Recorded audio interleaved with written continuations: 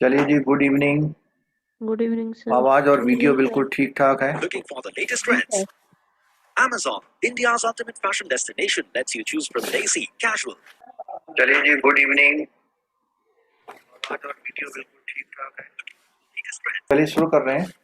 और ये जो आज का टॉपिक है, मुझे लगता है कि इस टॉपिक में से 2 मार्क्स आपके जरूर आ सकते हैं।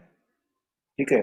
टॉपिक का जैसे कि नाम आप स्क्रीन पर देख पा रहे हैं, यूनिट नंबर 22 है micro small and medium enterprises. कोई मुझे बता सकता है इस टॉपिक में से क्यों क्वेश्चन आ सकता है? प्रायोरिटी सेक्टर है सर, इसीलिए क्या सर इसी पे फोकस है अभी गवर्नमेंट का। गवर्नमेंट का फोकस है, प्रायोरिटी सेक्टर है, और उन सबसे बड़ा रीजन है कि लास्ट ईयर इसका डेफिनेशन चेंज हुआ है। क्लासिफिकेशन। ठीक है, क्लासिफिकेशन या डेफिनेशन इसका चेंज हो गया, तो इसलिए ये जो टॉपिक है ज़्यादा इम्पोर्टेंट बन जाता है, क्योंकि जब भी कोई चेंजेस होते हैं तो स्टूडेंट्स कोई पुराने चेंजेस को तो नहीं पढ़ रहे, इसकी वजह से इसमें ये जो क्वेश्चन है इसका आने की संभावना बढ़ जाती है। ठीक है, तो इसमें जो भी हिस्टोरिकल बात है वो हम लोग ज़्यादा बात नहीं करेंगे। जो बात करेंगे वो एक तो ये बात करेंगे कि कौन से डिपार्टमेंट इस एमएसएमई को सपोर्ट करते हैं या उसके लिए बनाए गए हैं। तो पहला डिपार्टमेंट आपका यहाँ पर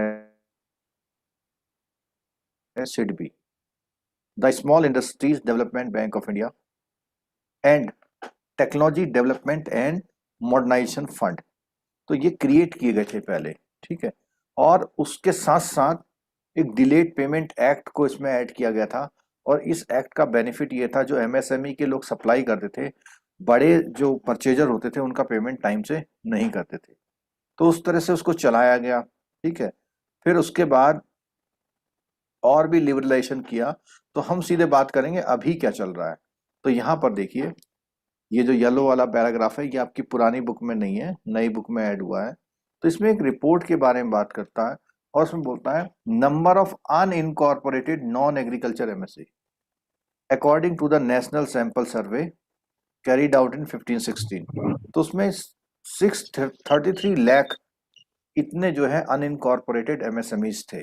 ठीक है, जिसमें से 51% एमएसएमई रूरल एरिया में वर्क कर रहे थे, और 36 जो थे वो activity wise distribution MSME was trade पे इतने थे, सर्विसेज पे इतने थे, और मैन्युफैक्चरिंग पे इतने थे। तो ये 3 यहाँ पे दिए हुए हैं, ट्रेड, सर्विस और मैन्युफैक्चरिंग। ये बेसिकली आपका जो जीडीपी का कॉन्सेप्ट होता है उसी तरह से कुछ काम करते हैं। ठीक है, and non captive electricity generation and transmission पर भी कुछ लोग काम कर रहे थे। Distribution among the 3 category was micro, small and medium.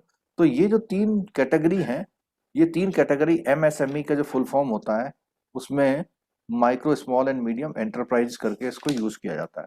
ठीक है, एम्स क्या है, यहां से एक क्वेश्चन आपका बन सकता है कि एमएसएमई का एम क्या है। One question, India have met the expectation the government in respect of MSME developed in a manner which made it possible for them to achieve the following objective। इसके ये ऑब्जेक्टिव है, क्या क्या है। सबसे पहला कि जो डोमेस्टिक प्रोडक्शन है, हाई कंट्रीब्यूशन हो किसका, एमएसएमई का। Domestic production. डोमेस्टिक प्रोडक्शन, मैंने कुछ और बोला क्या? डोमेस्टिक प्रोडक्शन का मतलब क्या हुआ?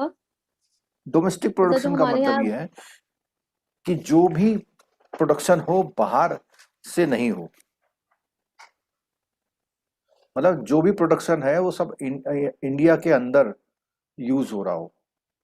High contribution to domestic production, या इसको मैं ऐसे बता सकता हूँ कि प्रोडक्शन तो हो सकता है एग्रीकल्चर का भी हो, लेकिन ये जो हाई कंट्रीब्यूशन है किसका करने को कह रहे हैं, जितना भी इंडिया में प्रोडक्शन होता है उसमें से ज्यादा प्रोडक्शन कौन सी इंडस्ट्री से आए, एमएसएमई से। नहीं तो और किससे आ सकता है, एग्रीकल्चर से भी आ सकता है। तो ज्यादा कंट्रीब्यूशन एमएसएमई का हो इसलिए। ठीक है, सिग्निफिकेंट एक्सपोर्ट अर्निंग हो, लो इन्वेस्टमेंट रिक्वायरमेंट हो, ऑपरेशनल की फ्लेक्सिबिलिटी हो, मोबिलिटी, मोबिलिटी से मतलब है एक बिजनेस हम इधर से उधर अगर शिफ्ट करना चाहते हैं तो उसकी बात कर रहे हैं mobility. Low intensive import capacities to develop an appropriate indigenous technology. तो यहाँ पे इंडिजीनियस का मतलब था जो इंडिया में ही जिसका सब कुछ होता है। तो इंडिजीनियस जैसे आपने सुना होगा एयरक्राफ्ट वगैरह इंडिजीनियस टेक्नोलॉजी से बन रहे हैं, उसमें सब कुछ इंडिया के ही यूज हो रही है टेक्नोलॉजी, ठीक है। Import substitution, contribution towards defence production, technology oriented industry, competitiveness in domestic and export market. ये केवल एक बार अगर आपने सुने हैं तो वहां पर एमसीक्यू में अगर ये आएगा इसमें से कौन सा ऑब्जेक्टिव नहीं है तो आउट करने में आपको डेफिनेटली इजी रहेगा, ठीक है। At the same time one has to understand the limitation. अब लिमिटेशन क्या है उसकी, कि जितने हमने ऊपर ऑब्जेक्टिव रखे हैं उन ऑब्जेक्टिव को पूरा करने के लिए ये लिमिटेशंस हैं। क्या है? लो कैपिटल बेस, पैसा नहीं है लोगों के पास। कंसंट्रेशन ऑफ फंक्शन इन 1 और 2%, 1 या 2% जो है काम करते हैं। एक कंपनी वगैरह की काम करने का स्ट्रक्चर अभी इंडिया में उतना अच्छा नहीं हुआ है। Inadequate exposure to international environment, पता नहीं दुनिया में क्या चल रहा है। Inability to face impact, WTO के क्या रूल्स रेगुलेशंस हैं उनको हम उनके इम्पैक्ट को फेस नहीं कर पाने के लिए इनएबिलिटी है। इनएडिक्वेट कंट्रीब्यूशन टू टूवर्ड्स R&D में कोई पैसा नहीं खर्च कर पाते हम लोग। लैक ऑफ प्रोफेशनल, इतनी चीजों की वजह से जो ऊपर वाले ऑब्जेक्टिव हैं वो शायद अचीव नहीं होंगे या उसमें हमें अचीव करने में प्रॉब्लम आएगी। In spite of these limitations, MSME have made significant contribution towards technological development and export. Export भी बढ़ रहा है और टेक्नोलॉजिकल डेवलपमेंट भी हो रहा है। और established in almost all major sectors। अब कौन कौन से? लगभग सभी सेक्टर में MSME का पार्टिसिपेशन बढ़ रहा है। Food processing, agriculture input, chemical pharmaceutical, engineering, electrical electronics, electromedical equipment, textile and garment, leather goods, meat production और bio engineering, sports goods, plastic product, computer. तो लगभग हर एरिया में MSME का जो है दखलंदाजी बढ़ी, यानी वो बहुत काम कर रहा है। Resulting from globalisation and liberalisation, globalisation and इसको बोलते हैं LPG। L से क्या है? लिबरलाइजेशन। P से क्या है? प्राइवेटाइजेशन। आप ही बोल रहे हैं, कोई और क्या? मतलब उनको ऐसा लग रहा है कि बोलेंगे नहीं तो काम चल जाएगा। अब या तो ये हो रहा है कि खाली जैसे क्लास में हम लोग ट्रेनिंग सेंटर में जाते हैं, वो पढ़ाने वाला तो बेचारा नहीं बहुत सर, ऐसा मेहनत से नहीं पढ़ाता है और हम लोग क्या है, सर, ऐसा नहीं है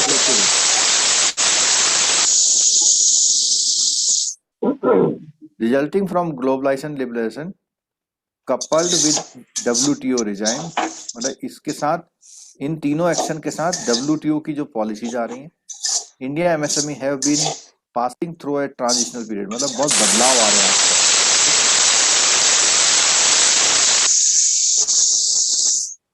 सक्सेना कुमार जी क्या खाना बना रहे हैं क्या? लग रहा तड़का लग रहा उनके घर पे, उनके घर पे नहीं लग रहा, वही लगा रहे हैं ऐसा लग रहा है। सक्सेना कुमार जी सुन रहे हैं?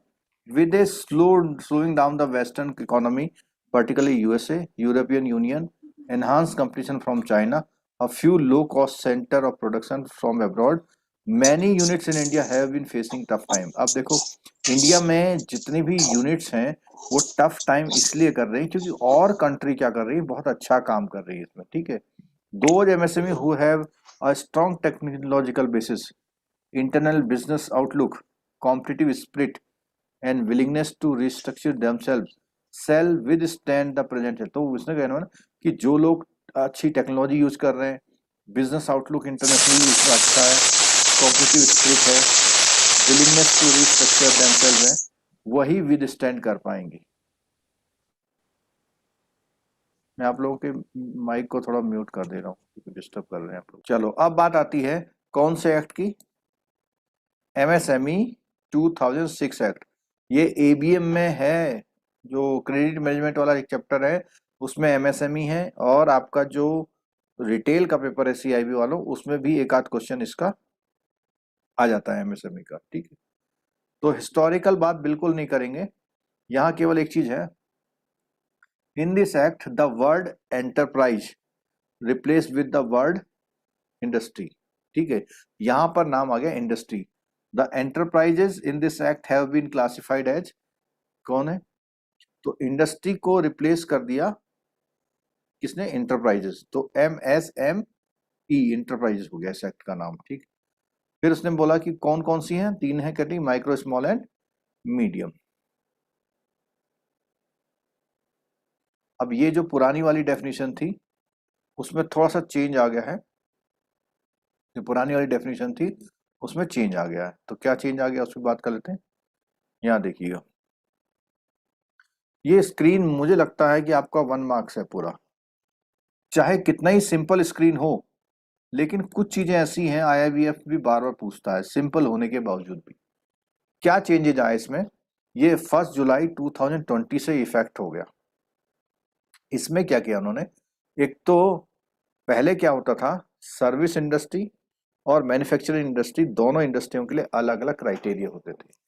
अभी जो नया एक्ट आया है इसमें सर्विस और मैन्युफैक्चरिंग दोनों ही इंडस्ट्री को एक ही नजरिए से देखा गया। ठीक है, और इसमें जो इन्वेस्टमेंट है और दूसरा टर्नओवर, इन्वेस्टमेंट एंड टर्नओवर, ये दोनों चीजों को देखते हुए उन्होंने इसको डिफाइन किया कि क्या माइक्रो है, क्या स्मॉल है और क्या मीडियम है। ठीक है, और उसके बाद माइक्रो स्मॉल मीडियम के बाद अगला यूनिट क्या आता है, अगली टाइप ऑफ इंडस्ट्री क्या आती है, लार्ज। ठीक है, तो यहां पर पहले वाले में बोला उसने 5 करोड़ और 1 करोड़। तो पहले में बोला इसने जो मशीनरी और इक्विपमेंट है उसका इन्वेस्टमेंट नॉट एक्सीडिंग 1 करोड़, और टर्नओवर क्या बोला इसने, 5 करोड़। अब नेक्स्ट पे अगर आएंगे स्मॉल के लिए, तो इसमें स्मॉल में उसने क्या किया, 10 करोड़, और यहां पर उसका 5 टाइम 50 करोड़। फिर उसने मीडियम के लिए क्या किया, 50 करोड़, और यहाँ पे 250। तो सारे जो इनटू है वो कितने टाइम है, 5 टाइम, टर्नओवर 5 टाइम। ठीक है, इसको एक बार सभी लोग रिवाइज करेंगे, और इतना रिवाइज कर लीजिए कम से कम कि ये दोबारा ना देखना पड़े। 1, 10, 50 बोलिए, 110 50 110, 50, 110, 50, और 250. उधर 5 है, तो 1, 10, 50 1 करोड़। ठीक है, और यहां पर एक चीज और है, डज नॉट एक्सीड। अगर 1 करोड़ से ऊपर हो गया आपका क्या चीज, इन्वेस्टमेंट, तो आप कौन सी कैटेगरी में शिफ्ट कर जाएंगे, स्मॉल में, स्मॉल एंड स्मॉल। ठीक है, 10 अब मुझे एक वो बताइए कि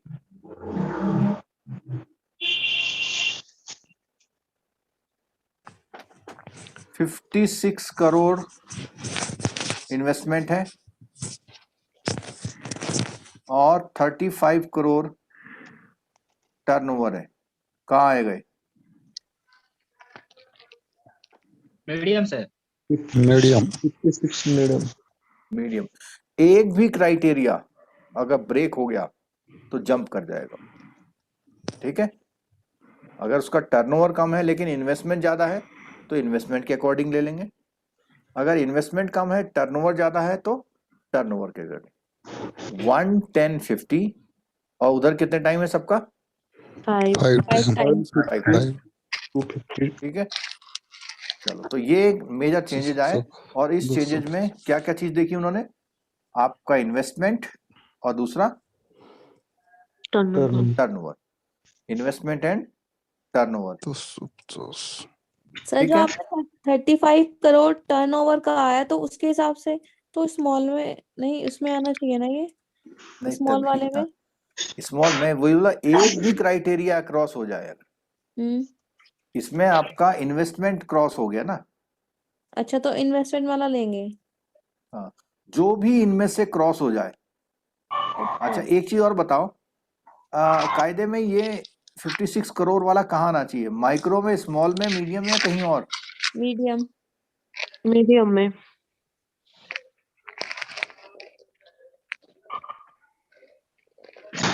66 करोड़ तो लार्ज में आना चाहिए। 50 हाँ करोड़ एंड लार्ज में आना चाहिए, हाँ सर, क्योंकि ये तो हाँ, डज तभी तो नॉट मैंने लार्ज लिख दिया। एक्सीड कह रहा है। हाँ तो डज नॉट, 50 करोड़ तक होता तो हाँ, मीडियम में आता ना, डज नॉट एक्सीड, हाँ। ठीक है।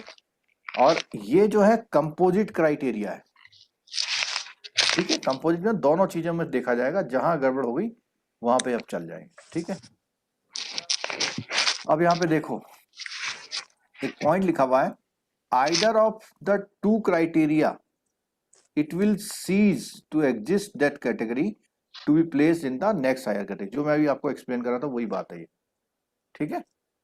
दूसरा, all units with GST listed against the same permanent account number shall be collectively treated as one enterprise। means अगर आपने जीएसटी नंबर कई सारे ले रखे हैं एक ही पेन नंबर पर, क्या ऐसा हो सकता है जीएसटी नंबर 2-3 ले लें एक पेन नंबर पर? नहीं। आप एक्टिविटी हिसाब से हो कई लोग सकता क्या है, करते हैं जीएसटी अलग अलग ले लेते हैं हाँ, ले एक ही सकते पेन हैं। नंबर पर, तो वो कहता है कि उनको सबको एक एंटरप्राइज माना जाएगा, यानी उसके सारे टर्नओवर क्या कर लिए जाएंगे, ऐड कर लिए जाएंगे, ठीक है। और उसका इन्वेस्टमेंट भी तो उसके अकॉर्डिंग फिर जब आएगा जिस कैटेगरी में आएगा वहां लिया जाएगा, ठीक है। कैलकुलेशन कैसे होगा, ये बहुत इंपॉर्टेंट पॉइंट है। ये तो हमने सोच लिया, सुन लिया 1, 10 और 50। आज कर लीजिए याद, ये मार्क्स गलत नहीं होना चाहिए वहां पे, हम्म। ठीक है। ऐसे छोटे छोटे क्वेश्चन कभी गलत नहीं होने चाहिए वहां पे, ठीक। आगे देखिए, the calculation of investment and plant and machinery of equipment will be linked to the income tax return of previous year file under income tax act में जितना उसने इक्विपमेंट दिखा रखा है उसके हिसाब से नेक्स्ट टाइम उसको इस कैटेगरी में ले लिया जाएगा, ठीक है। In case of new enterprise where no prior ITR investment will be based on the self declaration of the promoter, जितना कहेगा उतना मान लेंगे, ठीक है। और वो क्या है, and such relaxation shall end after 31 March of the financial year in which, तो जिस ईयर में वो आईटीआर फाइल करता है उस ईयर तक चलेगा, उसके बाद इस आईटीआर के अकॉर्डिंग चलेगा उसका। The expression plant and machinery of equipment of the enterprise shall have the same meaning assign to the plant and machinery income tax rule के अकॉर्डिंग, जो प्लांट एंड मशीनरी बोली गई वो, and shall include all tangible asset other than land building. अब देखो इसमें बात ध्यान रखना, इन्वेस्टमेंट की जब भी बात आएगी तो कौन से वाली चीजें हटा दी उसने, लैंड बिल्डिंग, क्योंकि फिक्स्ड लैंड बिल्डिंग तो आसानी से 10 करोड़ की बन जाएगी, तो प्लांट एंड मशीनरी में कभी भी लैंड एंड बिल्डिंग नहीं आएगा। The purchase value of plant and machinery, whether purchased first hand or second hand, shall be taken into account under GST on self disclosure basis if the enterprise is a new one without any ITR। अगर उसका ITR नहीं है तो जो declare कर रहा है उसके हिसाब से, ठीक है। अच्छा, ITR में ये इंफॉर्मेशन कहाँ जाती है प्लांट एंड मशीनरी के इक्विपमेंट की?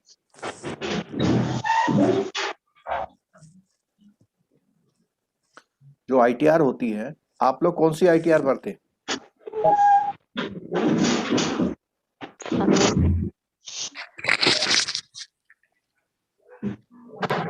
अरे आप लोग आईटीआर कौन सा फॉर्म भरते हैं?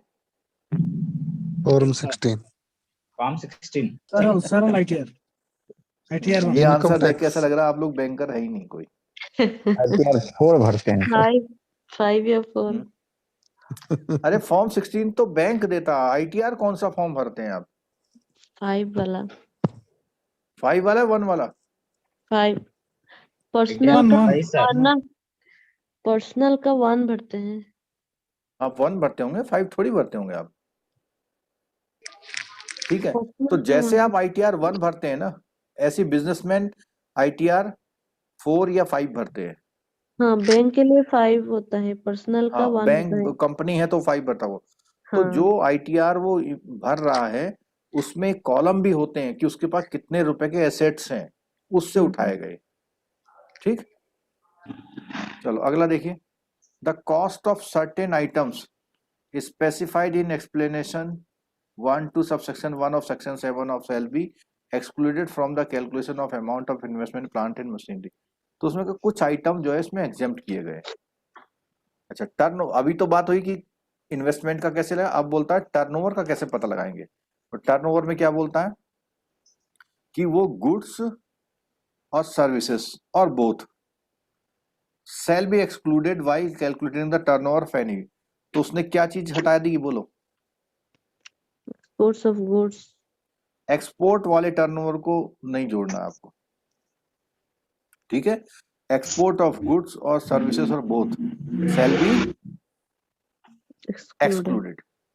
ठीक है, तो इसका मतलब जो एक्सपोर्ट कर रहा है वो अगर 10 करोड़ का भी एक्सपोर्ट कर रहा है तो भी आप माइक्रो में ही ले लेंगे उसे। ठीक है, अगला information as regards turnover and export turnover for an enterprise shall be linked to the income tax और सेंट्रल एक्साइज एक्ट और जीएसटी आइन। तो उसकी फिगर जो उठाई जाएंगी टर्नओवर की कहां से उठाएगी, चाहे वो टर्नओवर की बात कर रहा है चाहे वो कौन से टर्नओवर की बात कर रहा है। Exports turnover. दो टर्नओवर, एक तो सिंपल टर्नओवर वर्ड बोल रहा है, दूसरा कौन सा टर्नओवर बोल रहा है, एक्सपोर्ट्स टर्नओवर। एक्सपोर्ट। तो दोनों टर्नओवर की जो फिगर उठाई जाएगी कहां से उठाई जाएगी, उनकी आईटीआर या सीजीएसटी की या जीएसटीआईएन रिटर्न से। The turnover related figure such as enterprise which do not have PAN will be considered as self head. तो जिसका पैन नहीं है, अभी ऊपर बोला था ना इनकम टैक्स से उठा लेंगे, जब उसका पैन ही नहीं है तो क्या नहीं भरेगा वो, आईटीआर नहीं भरेगा, उसमें सेल्फ डिक्लेरेशन। और यही सेल्फ डिक्लेरेशन उसके इन्वेस्टमेंट पे भी हम लोग देख रहे थे। ठीक, in case of an upward change in terms of investment in plant and machinery और इक्विपमेंट और टर्न बोथ कॉन्सिक्वेंट रिक्लासिफिकेशन। तो अगर आपका कभी बढ़ जाएगा तो रिक्लासिफाई करेंगे। An enterprise will maintain its prevailing status till expiry of 1 year from the close of the year of registration. In case of reverse graduation of an enterprise whether as a result of reclassification और due to actual change in investment in plant and machinery और equipment,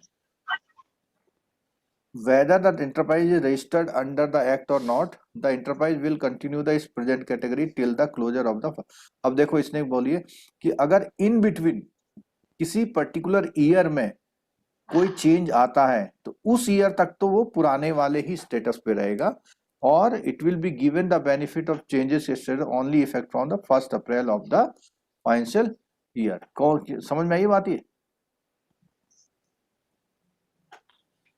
किस case में कह रहा है, in case of change of investment, नहीं ये वाला point, in case of reverse ये वाला point, in case of reverse graduation. इसका मतलब समझ में आ रही, रिवर्स, रिवर्स का मतलब हो सकता है किसी का टर्नओवर क्या हो जाए, कम हो जाए, कम। कम भी तो हो सकता है पिछले बार से। रिवर्स ग्रेजुएशन बोला है तो कम होगा ना। हाँ कम हुई तो मैं ना, जैसे मैं बताता हूँ आपको, कोई इंडस्ट्री है 5 करोड़ इन्वेस्टमेंट और 10 करोड़ टर्नओवर पे है, बताओ तो कहाँ आएगी ये? 5 करोड़ 1 10 50 1 10 50 और 5 50 और 250 सर स्मॉल में है, स्मॉल में आएगी। ठीक है, और स्मॉल वो किसकी वजह से आ रही है पता है? इन्वेस्टमेंट 5 करोड़, इन्वेस्टमेंट नहीं टर्नओवर से आ रही है।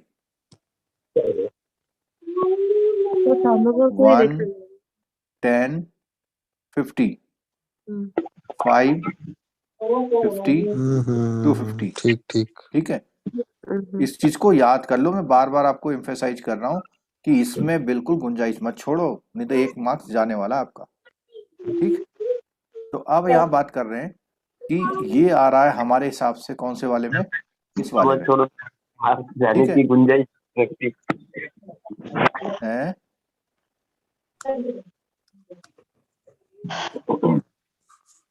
अच्छा। किसी और चीज की गुंजाइश बन रही है इनके और तो।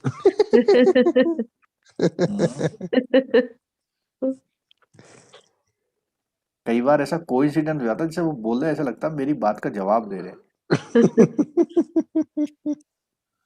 तो हाँ, बात कर रहे थे हम कि ये इस कैटेगरी में है, और कौन से ईयर में है? लास्ट ईयर में।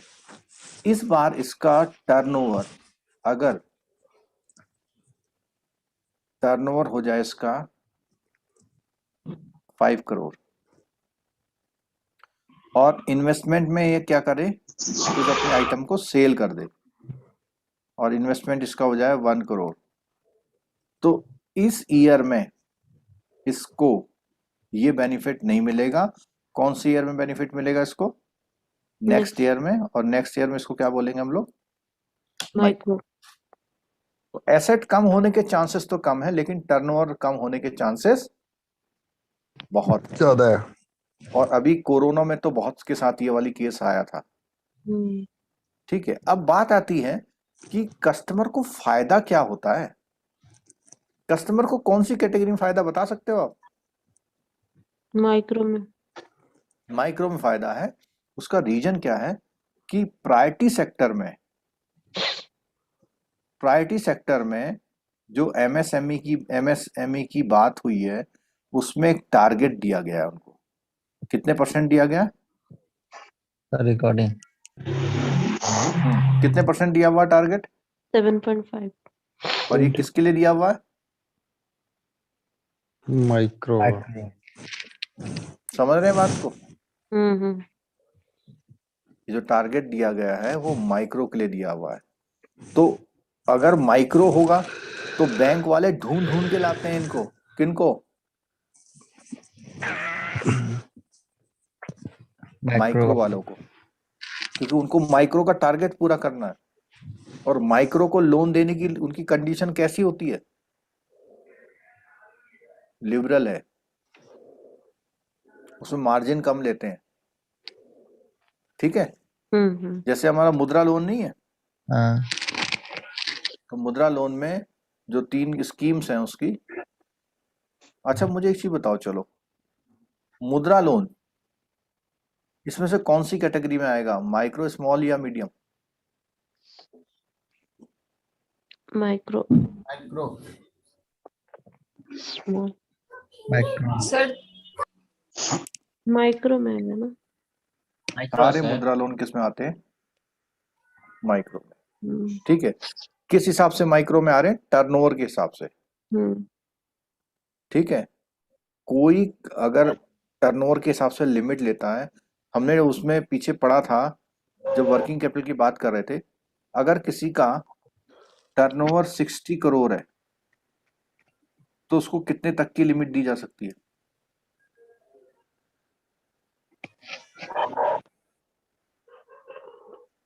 12 करोड़ से 12 करोड़।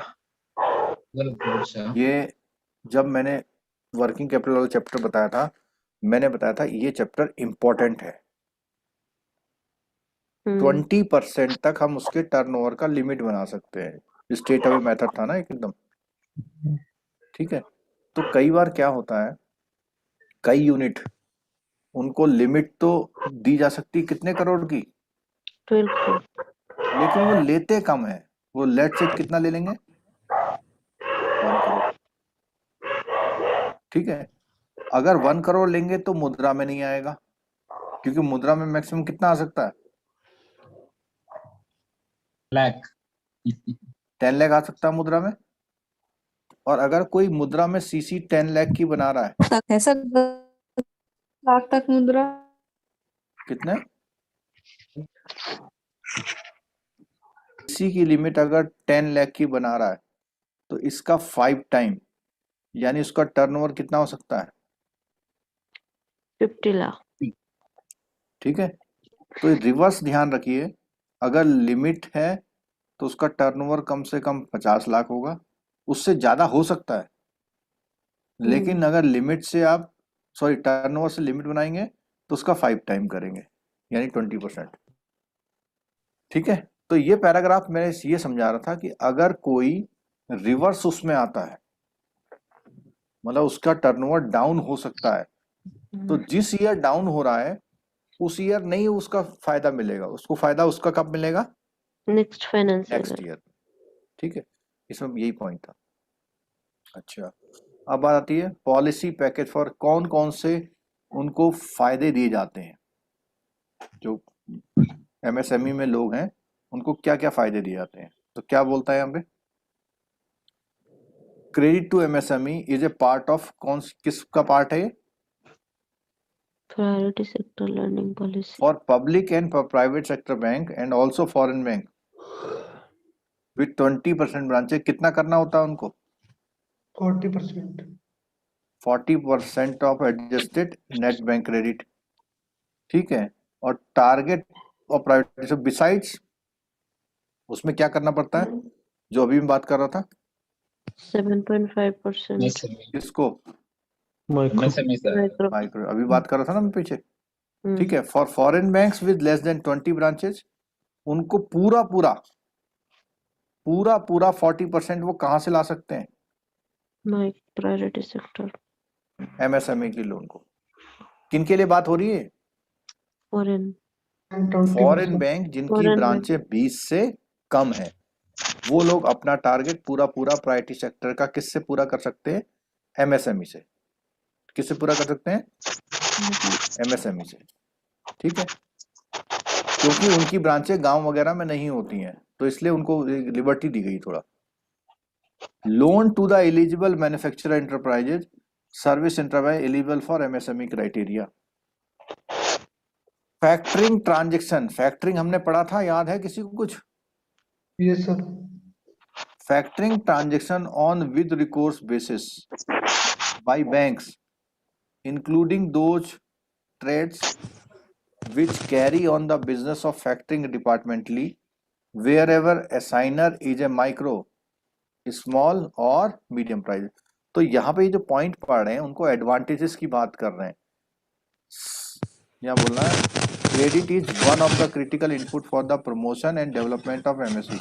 एमएसएमई को डेवलपमेंट करने, उनका प्रमोशन करने के लिए उनको क्या देना पड़ेगा? Credit. Some of the feature of the existing policy and those evolving for MSE. तो एमएसएमई को जो बेनिफिट है उनकी बात कर रहा है। तो ऐसा बोल रहा है कि जो विद रिकोर्स, जो भी फैक्टरिंग ट्रांजैक्शन हो रहे हैं उनको किसमें कंसीडर किया जाएगा? एमएसएमई में। All loans to unit KVI Khadi village industry will be eligible for classification. जितने भी केवीआई को लोन देंगे आप, वो सारे क्या माने जाएंगे आपके? प्रायोरिटी। जो आपका 7.5 करना ना है उसमें माइक्रो में, तो कोई भी केवीआई को लोन दोगे तो इसी में कैटेगरी में आएगा। Also included are the loans and entities involving in assigning the decentralized sector in the supply of input and marketing of outputs of artisan villages and cottage industry MIF on lending to। तो इसमें बोला है कि जो भी micro finance institution वो MSME को landing कर रहे हैं, और वो कौन सी लैंडिंग है? जो भी हम आर्टिजन को कर रहे हैं, विलेज और कॉटेज इंडस्ट्री को कर रहे हैं, जो भी डिसेंट्रलाइज सेक्टर को हम फाइनेंसिंग कर रहे हैं, वो भी इसी में इंक्लूड होती हैं। Outstanding deposit of SIDBI and मुद्रा लिमिटेड।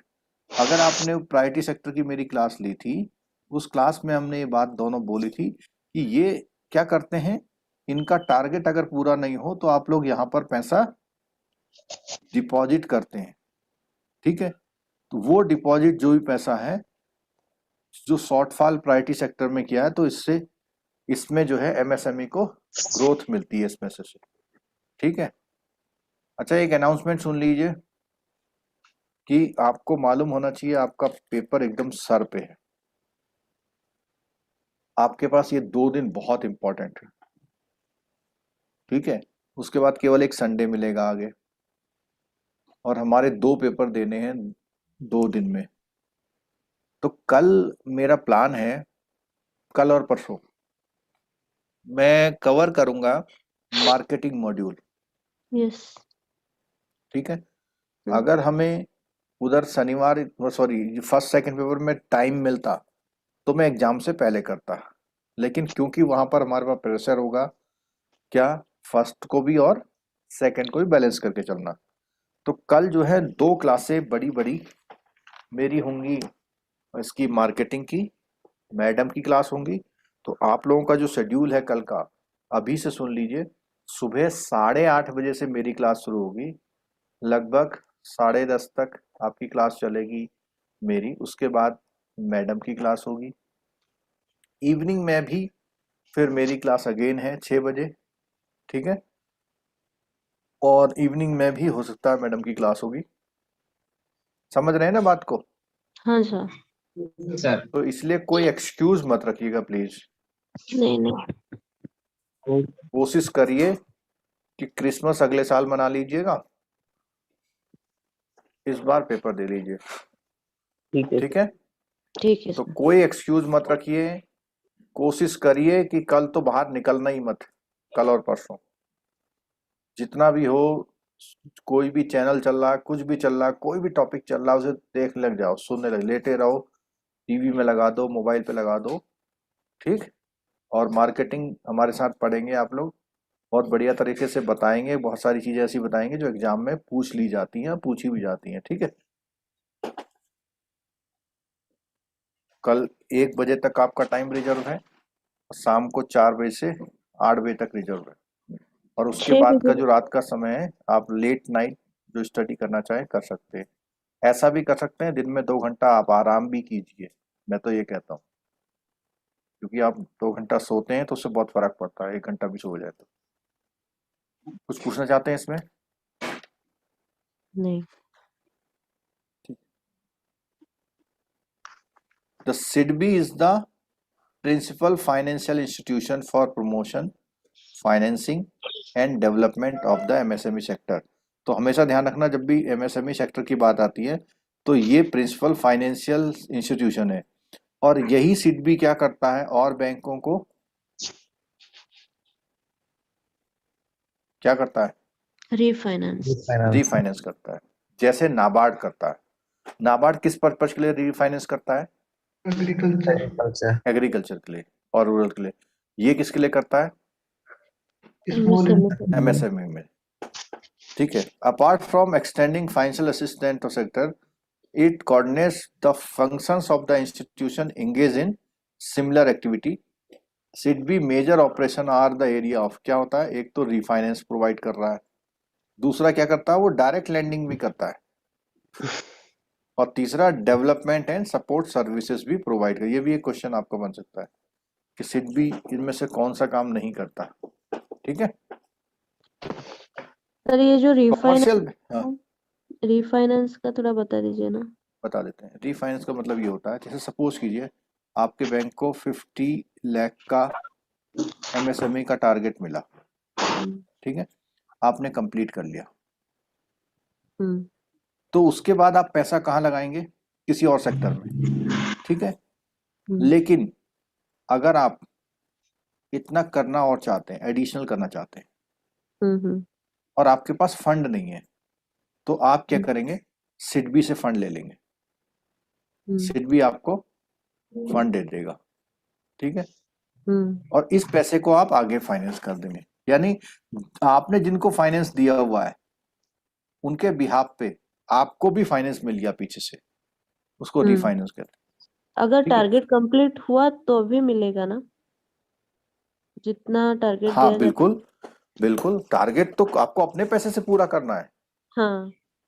ठीक है। अपना जो भी आपका डिपॉजिट है पूरा, उस पैसे का इस्तेमाल जो आप करेंगे इतना करेंगे। लेकिन अगर आप और करना चाहते हैं और आप कहते हैं कि मैं करना तो चाहता हूं लेकिन मेरे पास फंड नहीं है, तो उस कंडीशन में आपको वहां से रीफाइनेंस मिल जाएगा। और हाँ। इसका एक पर्पज और समझिए, ये पैसा सिडबी के पास कहाँ से आता है? जिसका टारगेट पूरा नहीं होता उनसे। इसका टारगेट पूरा नहीं हुआ तो इसका मतलब वो एक जना जो नहीं कर रहा है उसके लिए आप काम कर दे रहे हैं, ठीक है। Commercial banks are important channel for credit dispensation of the sector and play a pivotal role of financing and working। तो वो कहता है ये जो हमारे कॉमर्शियल बैंक है ये बहुत इसमें अच्छा फाइनेंस करते हैं। At state level state financial corporations and twin function state industrial development corporation are the major source of the long term. तो वहां पे बोला स्टेट लेवल पर भी ये ऑर्गेनाइजेशन जो है इनको फाइनेंस करते हैं। Faced with the increased competition on account of globalization, MSME sector are bringing to move from bank credit to the variety of other special। तो कह रहा है बैंक से ज्यादा फाइनेंस वो कहीं और से भी लेने के लिए मूव कर रहे हैं। आपने वो सुना स्मॉल फाइनेंस बैंक? जी सर। तो कई सारे स्मॉल फाइनेंस बैंक जो माइक्रो फाइनेंशियल इंस्टीट्यूशन है ना उनको फाइनेंस कर रहे हैं। तो यही बात बता रहा है कि आजकल जो है कई जगह से लोग फाइनेंस ले रहे हैं। The sector has witness increased flow of capital in the form of primary secondary securities market, venture capital and private equity, external commercial borrowing, factoring service. तो इसने कहा कि बहुत ये जो पैसे की फ्लो है वो इतनी सारी सर्विसेज से आजकल मिल रहा है। More advance MSME have started realising the importance of these alternative sources of finance and consequent need to adopting। तो वो कह रहा है कि जब बहुत सारे एमएसएमई हैं उन्होंने रियलाइज कर लिया है कि अब अल्टरनेटिव सोर्सेज से हमें फंड ले लेने चाहिए, ठीक है। सर ये वेंचर कैपिटल है वेंचर कैपिटल होता है जो लोग किसी इस इंडस्ट्री को इस्टेब्लिश करने के लिए पैसा देते हैं या शेयर के रूप में पैसा देते हैं, इनको वेंचर कैपिटलिस्ट बोलते हैं। जैसे आपने सुना जॉइंट वेंचर, सुना वर्ड? जी सर। हाँ। तो वेंचर का मतलब होता है उद्यम, मतलब एक कारोबार समझ लो वेंचर। और वेंचर कैपिटल का मतलब कारोबार के लिए पैसा। कारोबार के लिए जो पैसा होता है उसको वेंचर कैपिटल बोलते हैं, ठीक है। चलो अब अगला पॉइंट आता है इसमें, लिमिटेड लायबिलिटी पार्टनरशिप। क्या हमने कहीं पे पढ़ा था?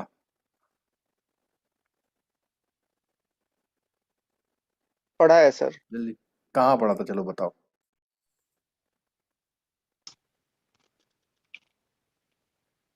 बताएं हम। Type of account. जब खोलते हैं उससे रिगार्डिंग था। नहीं, जब हमने कैपिटल मार्केट पढ़ा था ना, यस। कैपिटल मार्केट में भी इसका जिक्र आया था, लिमिटेड लायबिलिटी पार्टनरशिप, ठीक है। तो लिमिटेड लायबिलिटी पार्टनरशिप एक्ट के अंतर्गत जो कंपनियां हैं उनको हम लिमिटेड लायबिलिटी पार्टनरशिप बोलते हैं। और ये जो फर्म है लिमिटेड लायबिलिटी, इसमें जितना पैसा उन्होंने लगा रखा बस वहीं तक लिमिटेड लायबिलिटी होती है इनकी। उसके बाद का कोई नुकसान होगा तो अपनी जेब से नहीं देते, जो लगा दिया बस वहीं से ले लो, ठीक है। तो इसमें बोला हुआ हैव लिमिटेड लायबिलिटी, ठीक। In an LLP some partners have a form of limited liability similar to that the shareholder of the corporation। तो जैसे कॉरपोरेशन में शेयर होल्डर होते हैं उसी तरह वो लोग लिमिटेड लायबिलिटी में होते हैं।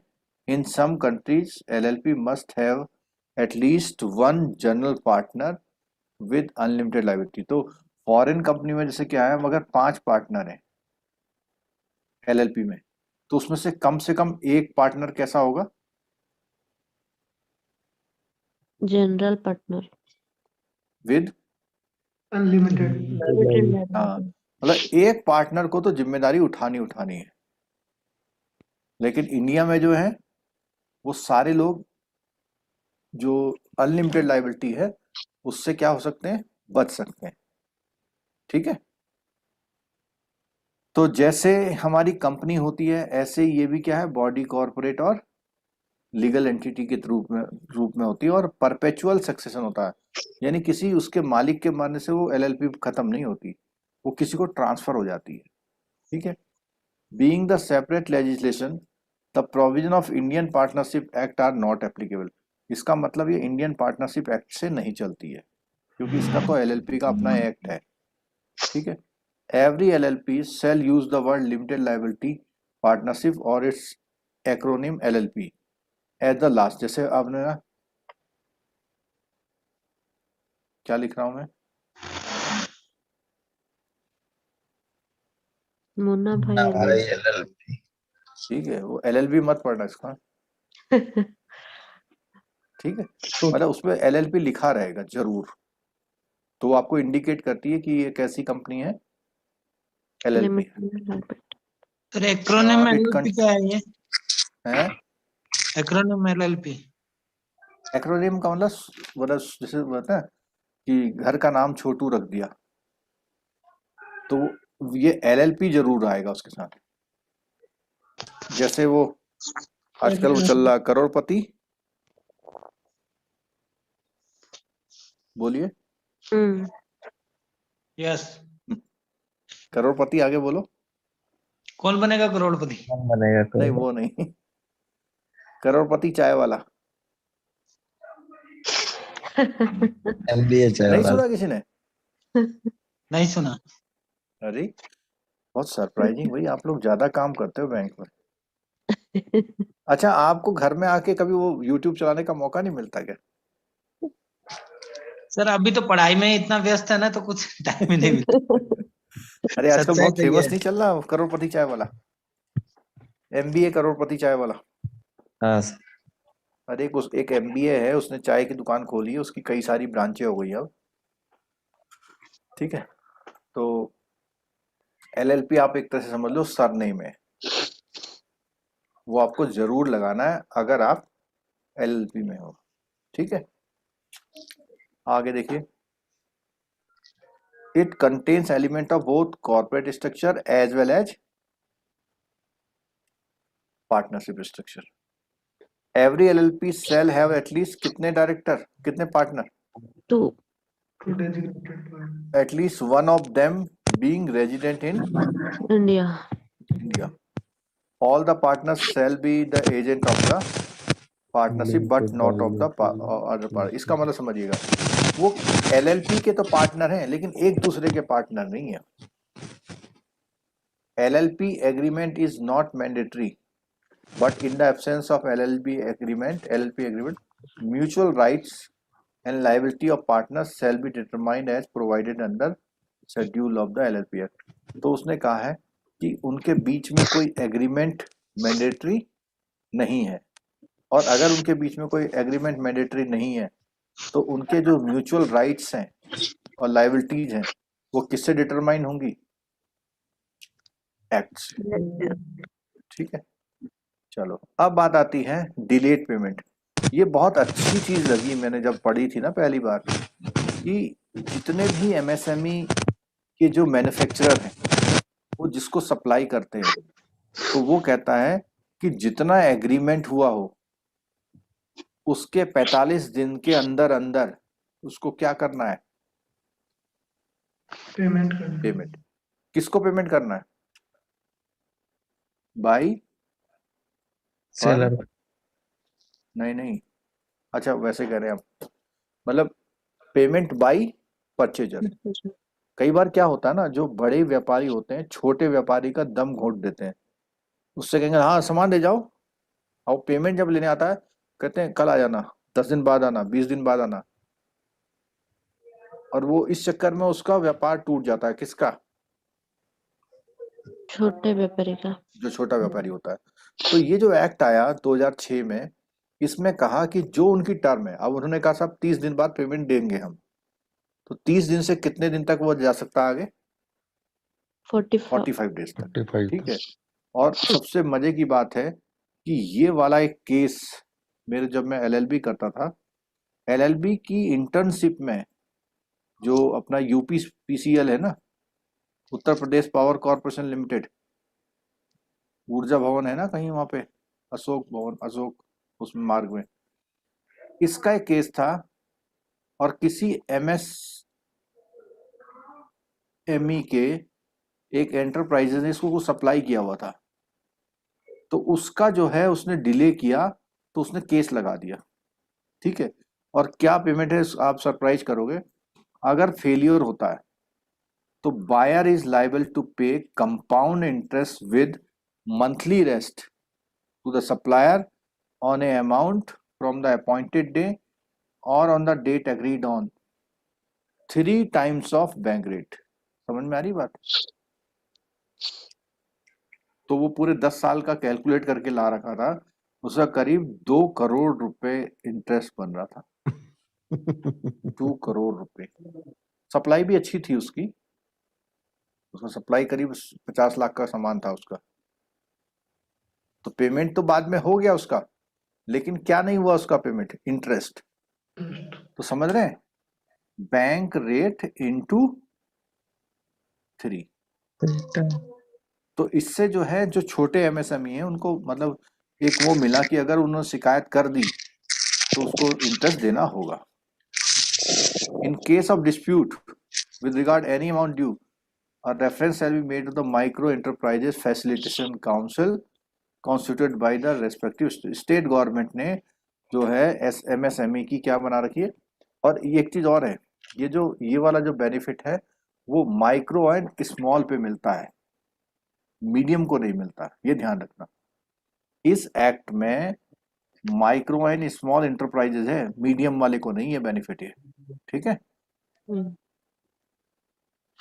Further, bank have been advised to fix sub-limit within the overall working capital to be large borrower, especially for meeting payment obligation in respect of the purchase from the MSME। अब देखो यहाँ पे एक बात बोली कि जितने बायर हैं उन बायर को जो लिमिट दी जाएगी उसके लिए कौन सी लिमिट फिक्स की जाएगी? सब लिमिट। जैसे मान लिया 50 लाख की लिमिट है, तो उसने 30 लाख तो नॉर्मल और 20 लाख किसके लिए कर दी? Micro and small enterprise. तो ये वाली 20 लाख की लिमिट कब यूज होगी? बोलो कब यूज होगी? Meeting the payment obligation. नहीं, अगर उनके पास इनका ऑर्डर आता है, सब मतलब माइक्रो एंड स्मॉल एंटरप्राइज की जो सप्लाई होगी, इस सप्लाई के अगेंस्ट ही इसका यूज होगा 20 लाख वाले का। अगर कोई ऑर्डर नहीं है ना तो बिल्कुल यूज नहीं होगी। पॉइंट समझ में आया ला? Purchase from MSMEs। नहीं समझ में आया? जैसे हाँ बताते हैं, 50 लाख का लिमिट बनाया आपने, तो उसकी सब लिमिट, एक लिमिट उसी में बनाई 30 लाख की और दूसरी बनाई उसमें 20 लाख की। इससे पेमेंट होता रह रहा है आपका। लेकिन अगर कोई भी पेमेंट MS का हो रहा है, यानी माइक्रो एंड स्मॉल का हो रहा है, तो उसका पेमेंट यहां से होगा।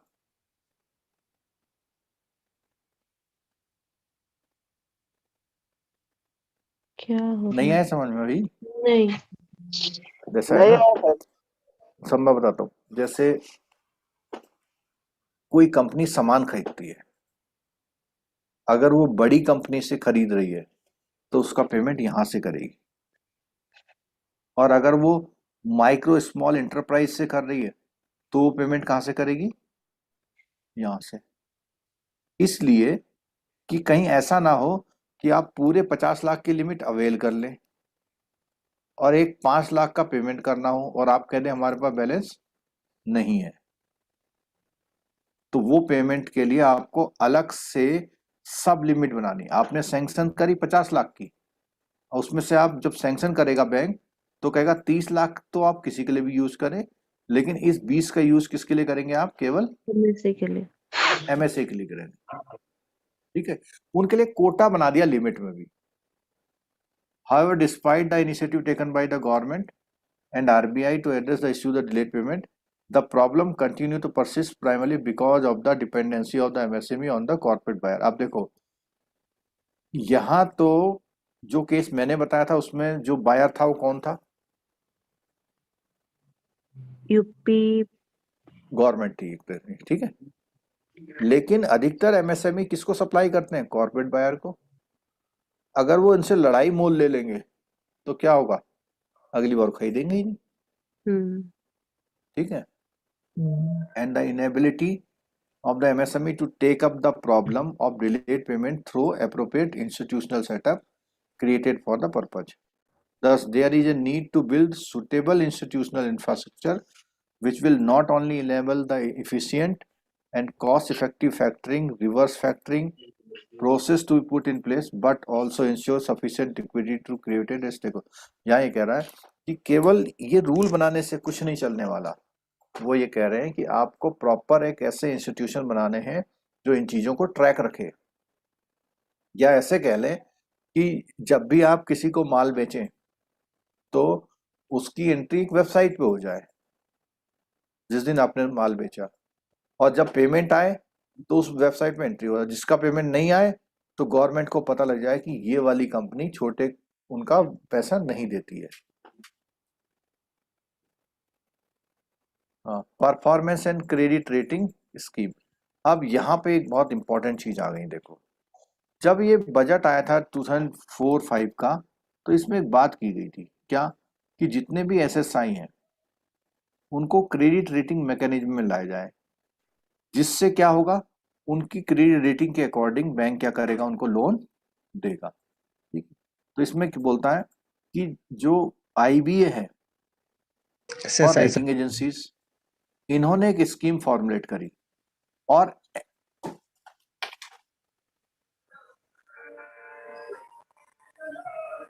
जो एनएसआईसी है, एनएसआईसी की full form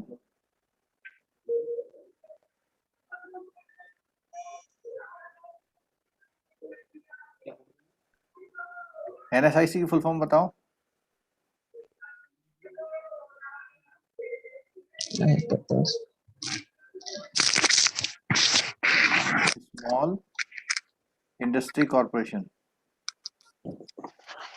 national small industry corporation, राष्ट्रीय लघु उद्योग निगम। ठीक है। एनएसआईसी ने इसका नोडल एजेंसी बनाया एनएसआईसी को।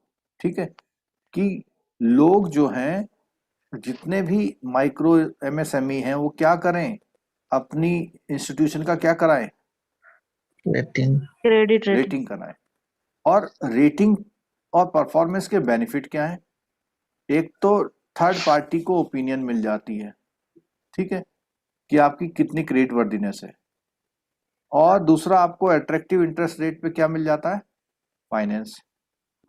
ग्लोबल ट्रेड में आपको रिकॉग्निशन मिलती है। Prompt sanction of credit from bank and finance, जल्दी से सैंक्शन हो जाता है। Subsidise rating fee structure for SSI, यहाँ पे बोला हुआ है जो एसएसआई है, इस एसएसआई का मतलब समझे, स्मॉल स्केल इंडस्ट्रीज, एसएसआई बोलते हैं। ठीक है। तो रेटिंग फीस में भी आपको डिस्काउंट मिलता है। Facilitate vendors buyers in capacity and capacity assessment of SSI, enable SSI to ascertain the strength and weakness of their existing operation। तो SSI को मालूम हो जाता है कि हम कहाँ पे वीक हैं और कहाँ पे स्ट्रेंथ है हमारी। ठीक है सर, एसएसआई तो में बात कौन सा हुई यूनिट आएगा सर? है। एसएसआई में कौन सा यूनिट आएगा? SSI की जो डेफिनेशन होती है, जितनी यूनिट प्रोसेसिंग करती हैं, जैसे आपका ऑयल मिल है, ऑयल मिल एक तो यहां से कहीं आएगा, यानी माइक्रो, स्मॉल और मीडियम में से कोई होगा। और इसका क्राइटेरिया क्या है हमारा, टर्नओवर एंड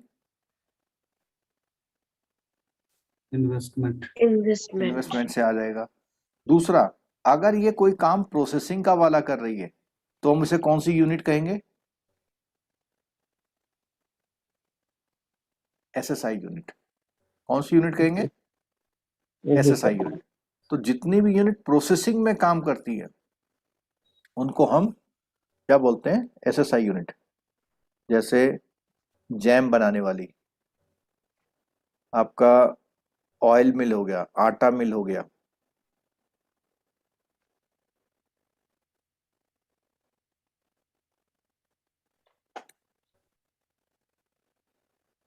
आगे देखिए। तो ये तो बेनिफिट किसको थे सारे वाले, ये ऊपर वाले बेनिफिट किसको मिले, SMU यूनिट को। अब बैंक और फाइनेंशियल इंस्टीट्यूशन को क्या बेनिफिट मिल रहे, उसने बोला कि उसको स्ट्रेंथ और वीकनेस जो एसएसआई की होती है वो क्या होती है, इंडिपेंडेंट इवोल्यूशन से मालूम हो जाती है, और उससे बैंक्स और फाइनेंशियल इंस्टीट्यूशन जो होता है अपना रिस्क को क्या कर पाते हैं, मैनेज कर पाते हैं। ठीक है, चलो आगे। सेलेंट फीचर क्या है, combination of credit and performance factor including operation, finance, business and management risk, uniform rating scale for और इम्पेरियल रेटिंग। जितनी भी रेटिंग एजेंसीज हैं उनकी जो रेटिंग है, जैसे ट्रिपल ए का मतलब सबका ट्रिपल ए एक ही जैसा है, सबका डबल बी एक ही जैसा है। SSI have the liberty to choose among the empire, तो उसको एसएसआई को फ्रीडम दी हुई है कि आप किसी भी रेटिंग एजेंसी से अपना रेटिंग करा लें। टर्नओवर बेस्ड फी स्ट्रक्चर, जैसे मान लिया किसी कंपनी का टर्नओवर 60 लाख रुपए है तो उसकी रेटिंग की फीस, इस रेंज वाली सभी लोगों की फीस एक ही होगी। अगर आपका टर्नओवर 200 लाख है तो 200 लाख वाली जितनी भी कंपनियां होंगी सबकी रेटिंग फीस एक ही होगी। Partial reimbursement of rating fees through, यहाँ पे इंपॉर्टेंट पॉइंट आया कि जो भी फीस ले रही एजेंसी उसमें से कुछ फीस एनएसआईसी क्या करता है, रिफंड करता है, सब्सिडी मिलती है आपको। एजेंसी कौन कौन सी हैं, केयर, क्रिसिल, इंडिया रेटिंग जिसको फिच रेटिंग बोलते थे, इकरा, ओनिकरा, समेरा, ब्रिक वर्क रेटिंग। ठीक है, ये रेटिंग एजेंसीज हैं। और इनकी जो रेटिंग एजेंसीज हैं इसमें यहाँ देखिएगा कि रेटिंग की और परफॉर्मेंस की फीस का रिइंबर्समेंट होता है। एक क्वेश्चन यहाँ से आ सकता है आपका, और ये कौन करता है, एनएसआईसी करता है। ठीक है, एनएसआईसी जो ये रेटिंग के फीस को आपको करता है, अगर आपका टर्नओवर, अभी हमने पीछे पढ़ा था टर्नओवर के बेस में होता है, आपकी कंपनी का टर्नओवर 50 लाख तक है तो वो जो फीस है उसमें कितना परसेंट चार्ज करता है,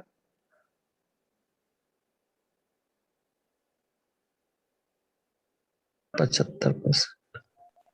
75%।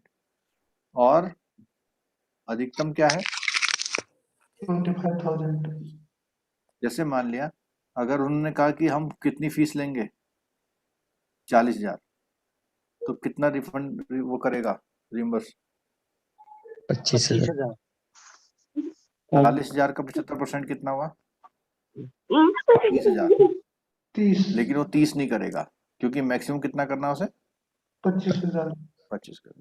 ठीक है, ऐसे ही जो 50 से 200 लाख तक थी तो उसके केस में ये वाला आ जाएगा, क्योंकि यहाँ ये देखना है कि ये जो जिसने 40,000 की फीस ली है इस कंपनी का टर्नओवर कितना है। मान लें इस कंपनी का टर्नओवर कितने लाख है, 60 लाख, तो कितनी फीस मिल जाएगी इसको, इस वाले में आ जाएगा तो 30,000 तक की मिल जाएगी।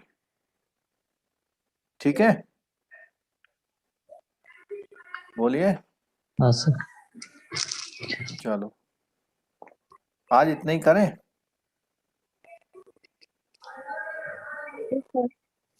आज इतना ही करते हैं। उसका रीजन ये है कि ये स्कीम में थोड़ा फ्रेश माइंड से पढ़ाना चाहता हूँ आपको, क्योंकि इसमें से एक क्वेश्चन आता है। ठीक है, ठीक है सर। ये वाली जो आधा ये रह गया बहुत लंबा नहीं है तो इसको बीच में कभी भी ले लेंगे, क्योंकि इसमें से जो स्कीम है इसमें से भी एक क्वेश्चन आता है आपका। कौन सा वाला, CGTMSE बोलते हैं।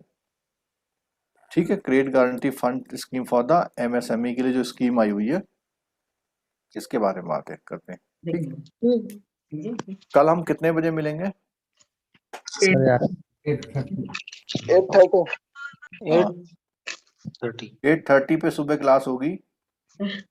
और अगर कोई लेट करेगा तो समझ लीजिए कि वो अपने चांसेस जो है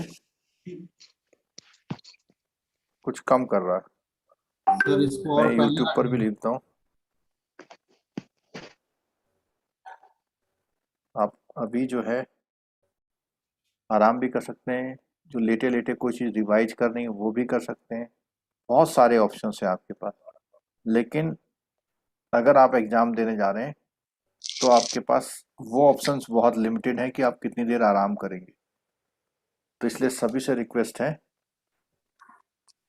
कि आप लोग कल वाली क्लास में ज़रूर मिलिएगा। कल से हम मार्केटिंग मॉड्यूल शुरू कर रहे हैं और आगे हमारे पास बिल्कुल भी टाइम नहीं है। और यूनिट भी बता देता हूँ मैं, यूनिट लेंगे 37। ठीक है, इसका लिंक मैं आपके ग्रुप में तो डाल ही दूंगा, यूट्यूब पर मैं इसका लिंक अभी से डाल देता हूँ।